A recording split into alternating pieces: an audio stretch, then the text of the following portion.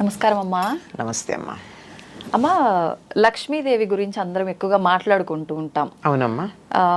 మనం ఎక్కువ ఆరాధించడం కూడా లక్ష్మీదేవిని అందరం ఆరాధిస్తూ ఉంటాం. కానీ దరిద్ర దేవత కూడా ఉంది, దరిద్ర లక్ష్మి అని కొన్నిసార్లు వింటుంటాం. లక్ష్మీదేవి దరిద్ర లక్ష్మి ఇద్దరికి ఏమైనా సంబంధం ఉందా అమ్మ? రిలేషన్ ఏమైనా ఉందా వాళ్ళిద్దరికి? ఉందమ్మా. ఆవిడ అక్కగారు, ఈవిడ చెల్లెలు. అక్క చెల్లెలే. ఆవిడ జ్యేష్ఠాదేవి అంటారు ఆవిడ్ని. జ్యేష్ఠ అంటే పెద్దది, పెద్ద ఆవిడ లక్ష్మి, దరిద్ర దేవత. చిన్న ఆవిడ లక్ష్మీదేవి. అందుకే పూర్వకాల ఇళ్లలో ఎవరి మీద కోపం వస్తే దరిద్రం అని దష్ట అనేవారు. అంటే జ్యేష్ఠకు సంబంధించింది దష్ట. అంటే వ్యవహారంలో అట్లా ఊర్లలో నిజంగా దష్ట అంటారు కదా, అంటే నువ్వు దరిద్రం అని అర్థం అక్కడ. జ్యేష్ఠాదేవి అని అంటే ముందు ఆవిడ పుట్టింది, తర్వాత లక్ష్మీదేవి పుట్టింది. ఎప్పుడైనా ఏదన్నా మనం చేసేటప్పుడు ఏమవుతుందమ్మా, పనికిరాంది ముందు వస్తుంది, పనికొచ్చే తర్వాత వస్తుంది. పాలసముద్రం తరచినప్పుడు ఏమొచ్చింది? ముందు హాలాహలం వచ్చింది, అందులోంచి చెడంతా వెళ్ళిపోయింది, తర్వాత అమృతం వచ్చింది. పొలంలో పంట వెయ్యంగానే చేసే పని ఏమిటి? కలుపు తీస్తారు కొద్ది రోజుల్లో. పనికిరానివి తీసేస్తే పనికొచ్చేది ఏపుగా వస్తుంది.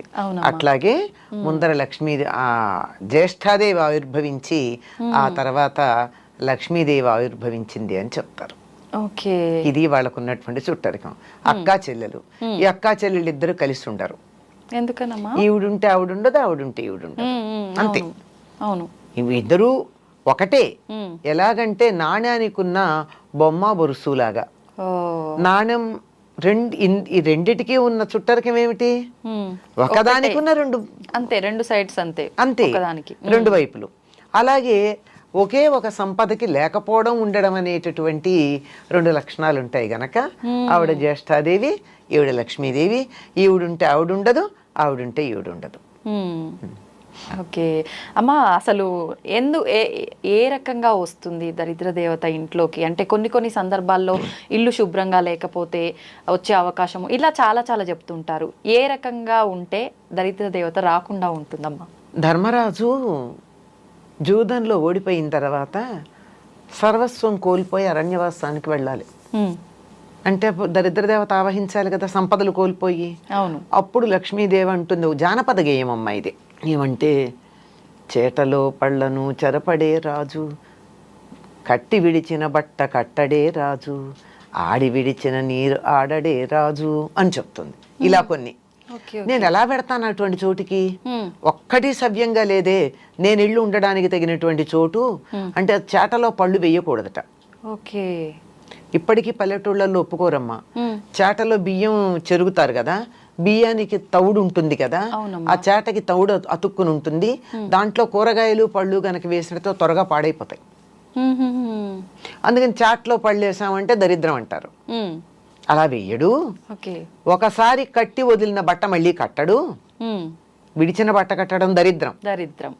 చూసారా ఏ పదం వాడాం? దరిద్రం, దరిద్ర దేవత. అలాగే ఒకళ్ళు స్నానం చెయ్యగా మిగిలిన నీళ్లతో స్నానం చేయడం, అది కూడా దరిద్రం అమ్మ.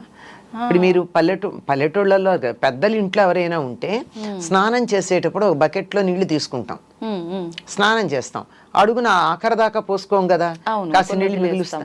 ఆ మిగిల్చిన కింద పోసి బకెట్ బోర్లించి వస్తారు. ఆ మిగిలిన నీళ్లతో ఇంకోళ్ళు స్నానం చేయకూడదు. ఓకే.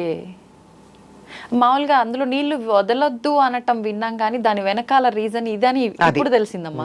కానీ ఆఖరి నీళ్లు పోసుకోకూడదు, ఆఖరి నీళ్లు పోసుకోకూడదు, వదిలిపెట్టకూడదు. కనుక వాటిని కింద పారబోసి వచ్చేస్తాం కదా. అవును. అంటే ఆడి విడిచిన నీరు ఆడడే రాజు అని ఒక జానపద గేయాలు ఇవన్నీ మనకి. ఇవన్నీ ఎక్కడ దరిద్ర దేవత రావడానికి వీల్లేని ప్రదేశాలు ఇవి.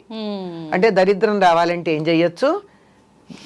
విడిచి బట్టలు అక్కడ పడేసి మళ్ళీ కట్టుకోవడం, విడిచిన బట్టలు కట్టుకోవడం దరిద్రమే కదమ్మా. కంపు కొడతాయి, పాడైపోతాయి, వాసన వస్తాయి. బట్టలు బోల్డ్, they carry many things with them. అంచేత అవి. తర్వాత ఒకళ్ళు వాడిన నీళ్లు మళ్ళీ వాడడం, ఎంగిళ్ళు తినడం, అశుభ్రంగా ఉండడం, అశుచిగా ఉండడం, ఇలాంటివన్నీ కూడా దరిద్రం ఉంటుంది అని చెప్పడానికి సంకేతం. ఇలాంటి చోట ఆవిడికి నచ్చుతుందిట వస్తుంది. ఓకే. ఇది ఈవిడిలా ఉంటి చోట్ల గురించి చెప్పడం కన్నా లక్ష్మీదేవి తాను ఎక్కడుంటానో కొన్ని ప్రదేశాలు చెప్పింది. ఆ లక్ష్మీదేవి ఉంటానని చెప్పిన ప్రదేశాలకి భిన్నంగా ఉంటే లక్ష్మి ఉండదు. లక్ష్మి లేదు కనుక ఈవిడ వచ్చి కూర్చుంటుంది. లక్ష్మి తాను ఎక్కడ ఉంటానని చెప్పింది, శుచిగా ఉండాలి. శుచి అంటే మనిషి శుచిగా ఉండాలి, ఇల్లు శుచిగా ఉండాలి. అవునమ్మా. మనసు కూడా శుచిగా ఉండాలి. ఇది మేము అందరం ఇది వదిలేస్తాం అదే కదా. అవునమ్మా. మనసులో ఎంతసేపు నేను నీట్గా మంచి బట్టలు కట్టుకుని సెంట్లు అవి కొట్టుకుని ఇల్లంతా నీట్గా పెట్టుకుని కొత్త ఇప్పుడే మీరు ఏదో ఐక్యానో ఏదో రకంచి ఫర్నిచర్ తెప్పించి నీట్గా అక్కడ పెట్టాం, అంతే బా అనిపిస్తుంది. కానీ ఇంట్లోకి వెళితే అంత నీట్గా ఉన్నా ఒక్క 2 నిమిషాలు కూర్చోవాలనిపించదు, ఎప్పుడు బయటపడదామా అనిపిస్తుంది. అంటే వాళ్ళ మనసులో ఉన్నటువంటి భావాలు అంత వ్యతిరేకమైనటువంటి లక్షణాన్ని కలిగి ఉన్నాయి, ప్రతికూల లక్షణాలు. కనుక అటువంటి చోటకి లక్ష్మీదేవి ఉండదు. శౌచం లక్ష్మి ఉండాలంటే కావాల్సింది. తర్వాత ఇంట్లో ఎప్పుడు తగాదాలు దెబ్బలాటలు ఉండకూడదు, గాలి వెలుగు ఉండాలి, వెంటిలేషన్ ఎక్కువగా. చీకటి పడ్డాక దీపం ఉండాలి. దీపంలో నేను ఉంటానని చెప్పింది, పూలలో తాను ఉంటానంది. తర్వాత ఏనుగు ముఖంలో ఉంటానంది, చంద్రుడి వెన్నెల్లో ఉంటానంది. లక్ష్మీదేవి ఉంటానని చెప్పినటువంటి వస్తువులు ఇవి మన దగ్గర ఉన్నట్టయితే లక్ష్మి ఉంటుంది. ఈ మధ్య ఎవరో ఈ ఏనుగు ముఖంలో లక్ష్మీదేవి ఉంటుంది కనుక ఇంట్లో ఏనుగులు పెట్టుకోండి అని చెప్పి షాప్ పేరు కూడా చెప్పారు, ఎక్కడ దొరుకుతాయో. ఇది నిజంగా అట్లా పెట్టుకోవచ్చమ్మా? అవసరం లేదు. పెట్టుకోవచ్చు కానీ పెట్టుకోవాలని ఏం లేదు. ఏనుగు ముఖాలు పెట్టినంత మాత్రం లక్ష్మీదేవి ఇంట్లోకి ఏం వచ్చి కూర్చోదు. మనం దెబ్బలాడుకుంటూ ఉంటే ఆవిడ పారిపోతుంది. ఇంట్లో ఒకళ్ళనొకళ్ళు తిట్టుకుంటూ ఉన్నా, అప్పుడు కొంతమంది ఇళ్లలో ఫ్లయింగ్ సాసర్స్ ఉంటాయి భోజనాల దగ్గర, అలాంటివి ఉన్నా లక్ష్మీదేవి పొరపాటును కూడా దరిదాపుల్లోకి రాదు. వీలైనంత దూరంగా ఉండే ప్రయత్నం చేస్తుంది, వస్తున్నదన్నా పారిపోతుంది. అంటే దరిదాపుల్లో కదా, కొన్ని రోజుల పాటు రాదు. అంచేత మనకి సంపద కావాలి అంటే నవ్వుతూ ఉండాలి. అదే చెప్తారండి, ఇంటికి సంపద ఎవరంటే చిరునవ్వు ఉన్న మొహాలట. నవ్వుకుంటూ ఎప్పుడు నవ్వగలం మనం? మనసు బాగుంటే, అంతే అమ్మా. కల్మషం అందరూ ఆహ్లాదంగా ఉంటే, ఒకళ్ళ పట్ల ఒకటి శత్రుభావం లేకుండా ఉంటే అక్కడ లక్ష్మీదేవి ఉంటుంది. అంటే ఇవి లేని చోట లక్ష్మి ఉండదు. ఇంట్లో శుచిగా లేకపోయినా, దెబ్బలాడుకుంటూ ఉన్నా, పోట్లాడుకుంటూ ఉన్నా, ఏడుస్తూ ఉన్నా, ఏడ్చే చోట కూడా లక్ష్మి ఉంటుంది. ఎందుకంటే కష్టాలు ఎవరికి ఉండవమ్మా, మనుషులకు కాకపోతే మాకులకు వస్తాయా? వస్తాయి. కష్టం వస్తుంది కానీ దానికి ఏడవకూడదు. బాధపడడం వేరు, దాని వేదన చెంది దిగులు పడ్డం వేరు. కొంతమంది మొహాలు చూడండి, ఏదో చిన్న బాధ వస్తుంది, మొహం అంతా దీనానాథుల్లాగా మొహాలు పెడతారు. వాళ్ళకి సంపద రమ్మంటే ఎట్లా వస్తుంది? ముందు ఆ మొహం మారిస్తే మీ మొహం కాస్త మార్చుకోండి, మీకు కష్టాలు తొలగుతాయని చెప్తారు చాలా మంది. మొహంలోనే కనపడతాయి. ఎప్పుడు చూసినా ఏడుపు కొట్టు మొహం వేసుకొని ఉంటావు ఇట్లా అంటుంటారు. ఏడుపు మొహం, ఈడుపు కాళ్ళు, ఈ రెండు జ్యేష్ఠాదేవిని ఆహ్వానిస్తాయని చెప్తారు పెద్దవాళ్ళు ఇంట్లో. ఈడుపు కాళ్ళు అంటే పని చేయమంటే అబ్బా అని నడవడం చకచక కాకుండా ఏమిటో అని కాళ్ళు ఈడ్చుకుంటూ నడుస్తారు. అంటే ఇష్టం లేక. అదే సోమరితనం ఉన్న చోట లక్ష్మీదేవి ఉండదు, దరిద్ర దేవత ఉంటుంది. వీళ్ళిద్దరూ ఒకళ్ళంటే ఒకళ్ళు ఉండరు కదా. దీనికి చిన్న ఒక చమత్కారమైన విషయం చెప్తారు. చెప్పండి. మా ఇద్దరిలో ఎవరు అందగత్తెలు అని అడిగారట లక్ష్మీదేవిను జ్యేష్ఠాదేవి. ఎవరిని అందగత్తెలన్నా రెండో వాళ్ళకి కోపం వస్తుంది కదా. అవునమ్మా. మరి లక్ష్మి కావాలి, జ్యేష్ఠాదేవి అక్కర్లేదు. అందుకు ఆయన తెలివిగా అన్నాడట, ఇద్దరిని అక్కడ నిలబెట్టి మీరు ఇటు రండి, నువ్వు ఇటు వెళ్ళు అన్నట్ట. లక్ష్మీదేవిని ఇంట్లోకి రమ్మన్నాడు, జ్యేష్ఠాదేవిని వెళ్ళమన్నాడు. అబ్బా నువ్వు అలా బయటికి వెడుతుంటే ఎంత అందంగా ఉన్నావు అన్నట్ట జ్యేష్ఠాదేవిని. లక్ష్మీదేవిని నువ్వు ఇంట్లోకి వస్తుంటే ఎంత అందంగా ఉన్నావు అన్నట్ట. అయిపోయింది. ఎంత తెలివిగా చెప్పారు కదమ్మా. మనకు కావాల్సిందే అది. అదే కదా. అప్పుడు వెళ్తే ఈవిడ వస్తుంది, చీకటి పెడితే గాని వెలుగు రాదు. అంతే అంతే కదా. అంచేత వెలుగు లేకపోతే చీకటి వస్తుంది.